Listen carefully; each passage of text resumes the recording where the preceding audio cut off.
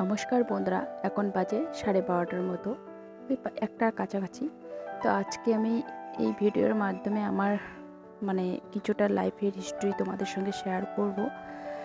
আমার সংসারটা কে ভেঙে দিয়েছিল, কেমন করে আমার সংসারটা ভাঙছিল আগে, আর আমি কেন আগে সংসারে নেই সেটাই তোমাদের সাথে আর কি শেয়ার করব। তো ভিডিওর মাধ্যমে তোমরা দেখতে থাকো, আশা করি ভালো লাগবে। আমার বিয়ে হওয়ার পর, বিয়ের আগের থেকে আমার বর একটা মহিলার সঙ্গে রিলেশন ছিল। সেই মহিলাটা কেউ না, আমাদের ঘনিষ্ঠ আত্মীয় লাগে আর কি। তো আমি এরকম জীবনে প্রথম শুনেছিলাম, এতটাই আর কি খারাপ, কি বলবো। আমি যে আমার সংসারে যে আমি এত ছোট বয়সে যে আমার ওকে বাবা মারা বিয়ে দিয়েছিল, একটা কারণে বিয়ে দিয়েছিল। সেক্ষেত্রে আমি আগের থেকে জানতাম না যে ওর পরিস্থিতি এরকম। আমি যাওয়ার পর বিয়ের পরের দিনে কোন মেয়েটা চাইবে যে স্বামীর নামে খুব বাজে কথা কিংবা একটা খারাপ কথা শোনার পরে কোন বউটা ঠিক থাকতে পারে বলো তোমরাই। তো আমি বউ ভাতের পরের দিনে আমি সেই খবরটা পাই যে ও আমার হাজব্যান্ড তার নিজস্ব মাসির মেয়ের সঙ্গে রিলেশনে ছিল, আমার মাসি শ্বশুরের মেয়ে। ওই মহিলাটারও বিয়ে হয়ে গেছে, তার দুটো ছেলে একটা মেয়ে ছিল। কিন্তু আমার বরের সঙ্গে তার রিলেশন ছিল কতদিন থেকে সেটা আমাকে জানায়নি। বিয়ের পরে আমি যেই খবরটা পেয়েছিলাম, পাওয়ার পরে আমার কিছু করার ছিল না, সাথে সাথে কি করব না বুঝতে পারছিলাম না। এমনকি বাবার বাড়িতে গিয়ে যদি থাকতাম তবুও আমার একটা অস্বস্তি বোধ হতো, কিংবা একটা ভাই আমার যেহেতু আছে, পরিস্থিতি অন্যরকম হতো। সেই কারণে আমি নিজে নিজে ভেবে নিচ্ছিলাম, একটা কথাই ছিল না যে সয় তার জয় হয়। তো সেক্ষেত্রে আমি অনেকটাই ভেবে নিয়েছিলাম যে আমি দেখি কতদূর কি করতে পারি, কারণ হুট করে ডিসিশন নিলে তো হবে না। কারণ একটা আমার বিয়ের পরের দিনেই আমি খবরটা যেহেতু শুনেছি, আমার একটা লাইফ নষ্ট হয়ে যাচ্ছে। আমার একাই লাইফটা নষ্ট হবে না, আমার পরিবার কিংবা আমার যার পরিবারে আমি এসেছি তার বাবা মা সবার একটা কষ্টের ব্যাপার আছে। তো সেই কারণে আমি কিন্তু অনেকটা কষ্ট করে মানুষটাকে আগলে রাখার চেষ্টা করেছিলাম। কিন্তু আমার অনেক কষ্ট, অনেক জ্বালা যন্ত্রণা সহ্য করার পরেও আমি তাকে সঠিক পথে নিয়ে আসতে পারিনি। এমনকি আমার যে রাত কাটছিল, খুব কষ্টে কাটছিল, দিন কষ্টে কাটছিল, বোঝাবার মতো কোনো মানুষ আমার কাছে ছিল না। কাউকে মুখ ফুটে কিছু বলতেও পারতাম না। আমি আমার বাবা মাকে যে আমি বলবো কথাটা, কি ভাষায় বলবো, কিভাবে বলবো, সেটাও আমি খুঁজে পাচ্ছিলাম না। কষ্টে আমার জীবন চলছিল। প্রায় আমি 7 বছর অনেক কষ্টে আমি জীবনযাপন করেছিলাম। তার মধ্যে আমার এতটাই দিন কাটছিল না খেয়ে না ঘুমিয়ে। তো সেক্ষেত্রে আমার আর কিছু করার ছিল না, বাধ্য হয়ে আমি আমার ডিসিশনে আমি পা ফেলি যে আমি ওই সংসারে আর থাকতে পারছিলাম না। আমার ছেলে হয়, দুটো ছেলেই, তাদেরকে নিয়ে আমি আমার সিদ্ধান্তে আমি পা ফেলেছি যে তার সঙ্গে আমার থাকা আর কোনো রকমভাবে যাচ্ছে না। আমার কোনো রকমভাবে খবর কিছু রকম এক বাড়িতেই থাকতাম অন্য রকম করে। আর সেই মহিলাটার সঙ্গে যে রিলেশন ছিল, সেই মহিলাটার সঙ্গে কিন্তু তার রোজ কথা হতো, রোজ যাওয়া আসা হতো তাদের বাড়িতে, সেইভাবে ওরা চলতো। আমি যদি কোথাও যেতে ইচ্ছে করতো, ওই মহিলাটাকে বলতাম, ওই মহিলাটা আমার হাজবেন্ডকে বলতো, তারপরে নিয়ে যাওয়ার সিদ্ধান্ত করতো। তার আগে কিন্তু একদম বলতো না যে হ্যাঁ আমি তোমাকে নিয়ে যাব। যেই কাজটা করি না কেন ওই মহিলাটাকে জিজ্ঞাসা করে আমাকে করতে লাগতো। আর এমনকি আমার হাজবেন্ডও সেই মহিলাটার কথায় নাচতো, উঠতো, বসতো। টাকা পয়সা যা ছিল সব ওই মহিলাটার পিছনে খরচ করতো। তোমরা তো শুধু খালি অনেকে আমার একটা ভিডিও দেখে আমাকে কমেন্ট করো, বাজে বাজে কমেন্ট করো। কখনো কি ভেবে দেখেছো যে একটা মেয়ের ভিতরে কি থাকে আর কি কারণে তার দ্বিতীয় সংসার হয়? সে খবরটা কোনোদিনও কেউ যাচাই করে না দেখে হুটহাট করে চ্যানেলে আসো আর কমেন্ট করে যাও। কোনো মেয়ে কোনো বউয়ে চায় না তার সংসারটাকে ভেঙে চুরমার করে অন্যভাবে সংসার করার চেষ্টা করুক। কে কি করে জানি না, কিন্তু আমার মধ্যে যেটা ছিল সেটাই আমি তোমাদের সঙ্গে শেয়ার করলাম।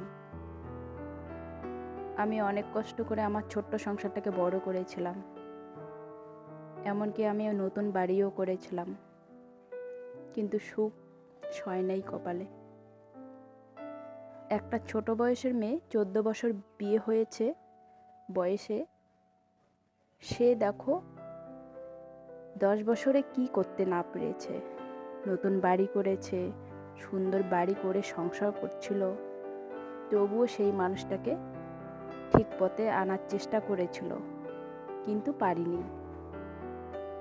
জানি না কিভাবে সেই মানুষগুলোকে শায়েস্তা করে, আমার কাছে সেই ওষুধটা ছিল না মনে হয়।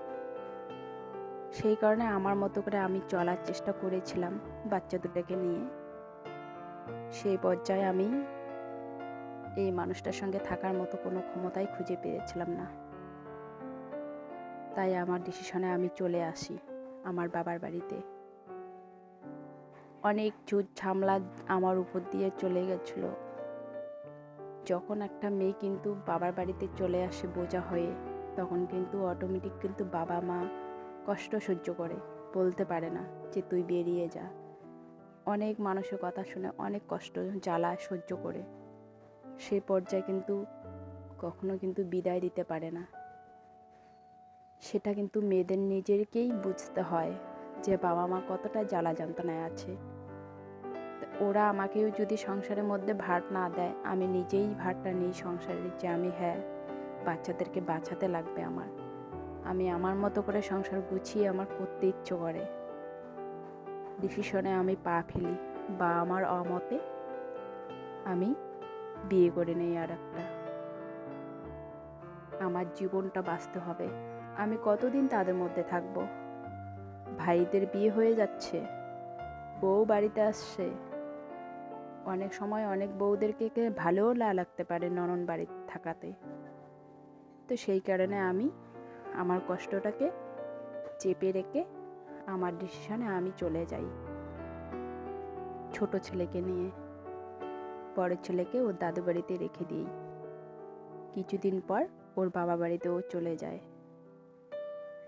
তা আমি জানি না আমি কতটুকু ভুল করেছি, কতটুকু খারাপ কাজ করেছি, কিন্তু এখন যতটুকু ভালো আছি, অনেকটাই ভালো আছি, সব দিকেই ঠিকঠাক চলছে। এখন মাঝে মাঝে তো সংসারে অশান্তি হবেই, সেটা মানিয়ে গুছিয়ে নিতেই লাগবে, করার কিছু নেই। সেই মহিলাটার সঙ্গে আমি যখন চলে আসছি, আমি শুনতে পাই যখন মানুষের আঘাত লাগে কোথায় বলো তো, কেউ জীবনে না থাকা, চলে যাওয়া, তখন হয়তো আঘাতটা বুঝতে পারে যে কতটা আমার গায়ে কাটা ছিল আর কতটা আমার সেরে গিয়েছিল। তখন বুঝতে পেরেছে যখন তাকে ছেড়ে চলে আসছি। সেই জায়গাটাতেই ভুল হয়েছে ওর, অনেকটাই লেটে আমাকে বুঝতে পেরেছে। তখন তো আর সময় নেই। অনেক মানুষ অনেক রকমভাবে কথা বলেছিল, সেটা সহ্য করেছিলাম। এমনকি আমি দিনের পর দিন মানুষের ঘরে রাত কাটাইছিলাম, কারণ ভয়ে। ও বাড়ি আসতো না, একা ঘরে থাকা সম্ভব ছিল না। সেই কারণে আমার জায়ের ঘরে আমি কিন্তু অর্ধেকটা রাত কাটিয়ে দিই। ও রাত 12টা 1টার দিকে বাড়ি ফিরতো, কোথায় থাকতো জানি না। তখন আমার বাচ্চা ছিল, আমি কোথায় খুঁজবো তাকে? তা আজকে তোমাদের সঙ্গে সত্যিটা আমি তুলে ধরলাম। আমার সংসারে সত্যি একটা যে ভাঙল ধরেছিল, সেটা আর কেউ না, আমার নিজের মাসি শ্বশুরের মেয়ে। ভাই বোনের রিলেশন অন্যরকম হয়, কিন্তু আমি যখন গিয়ে দেখি এই ভাই বোনের রিলেশনটাও ওদের অন্যরকম, তখন আমি কখনোই বুঝতে পারিনি যে এতটা ভালোবাসা থাকে। দিনের পর দিন, শেষের পর শেষ, তখন বুঝতে পারলাম যে এই ভালোবাসাটা সেই ভালোবাসা না, এটা অন্য ভালোবাসা। সত্যি বন্ধুরা, আমার লাইফটা ছিল এরকম, কিন্তু এখন আমি সুস্থভাবে বাঁচতে চাই, সুস্থভাবে জীবনযাপন করতে চাই বাচ্চাদেরকে নিয়ে। কিন্তু জানি না আমি কতটুকু এগিয়ে যেতে পারবো। সেই কারণে ফুল সাপোর্ট তোমাদের দরকার।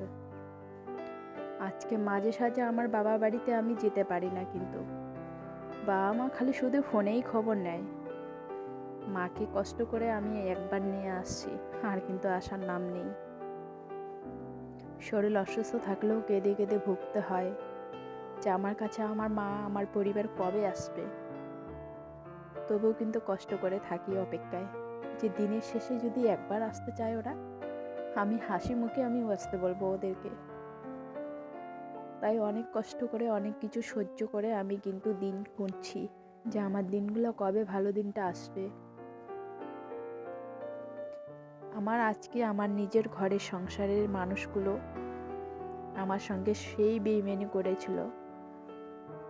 আমার নিজের যা, আমার নিজের ননদ, সেই বেইমানি করেছিল তারা। আমাকে যতটুকু সাপোর্ট করেছে, উল্টা পাশে ওকেও সাপোর্ট করেছে। তাই আমি সেটা নিয়ে আর তুলে ধরবো না তোমাদের সাথে। আগের কমেন্টে অনেক রকম বাজে বাজে কমেন্ট করো দেখে আমি কিন্তু ভিডিওটা করলাম, যে আমার কোথার থেকে কি হয়েছে সেটাই তোমাদের সঙ্গে তুলে ধরলাম। এখানে অনেক হিস্ট্রি লুকিয়ে আছে বন্ধুরা, তোমরা যদি শুনতে চাও অবশ্যই আমাকে জানিও, আমি সেগুলোও তুলে ধরবো। যখন দ্বিতীয় বিয়ে করে তখন কি বলে, দ্বিতীয় বিয়ে করেছে আর একটা বিয়ে করে নে। আর যখন বউ থাকতে রিলেশনে যায় তখন কি ভালো ছিল? তখনও তো বলতে পারতে যে হ্যাঁ, এরকম করাটা ভুল, ভালো না। তাই তোমরা যাদের মনের মধ্যে এই প্রশ্নটা আসে যে একটা স্বামী থাকার পরে আর একটা স্বামীকে নিয়ে সংসার করার চেষ্টা করে, তাদেরকে যে তোমরা খারাপ বলে যে তাদেরকে খারাপ কমেন্টটা করো, সেটাও ভাবতে হয় যে কী কারণে, কি থেকে কি হয়েছে। আজকে যে বউটা তার স্বামীর অপেক্ষায় থাকতো, রাত গুনতো, সময় গুনতো, সেই স্বামী যদি তাকে ঠুকিয়ে যদি অন্যজনের সঙ্গে রিলেশনে থাকতো, তার কি করার আছে? অবশ্যই লড়াই করে, লড়াই করার পর যখন হেরে যায় তখন কিন্তু আর বাঁচতে চায় না তারা। তাই যেহেতু আমার দুটো ছেলে ছিল, সেই কারণে আমাকে বাঁচতে হবে, মরে গেলে হবে না। মরে গেলে তো লড়াই শেষ করে ফেললাম, সেই কারণে আমার সব কিছু ঠিকঠাকভাবে করতে হতো। তাই বন্ধুরা, আজকে ভিডিওটা এই পর্যন্ত। জানি না কি বলেছি তোমাদের সাথে, ভুল হলে ক্ষমা করে দিও। আর যদি তোমাদের জানতে ইচ্ছে করে এই ছোট্ট বোনটার তোমার লাইফ হিস্ট্রি দুঃখের, আর আমার পাশে থেকো, তাহলে অবশ্যই কমেন্ট করে আমাকে বলো। আমি নেক্সট টাইমে আমার লাইফে আরও কিছুটা হিস্ট্রি লুকিয়ে আছে সেটাও শেয়ার করব। আজকে এ পর্যন্ত বন্ধুরা, তোমরা সবাই ভালো থেকো। আর ফার্স্ট থেকে লাস্ট অবধি ভিডিওটা দেখার জন্য তোমাদেরকে অসংখ্য ধন্যবাদ।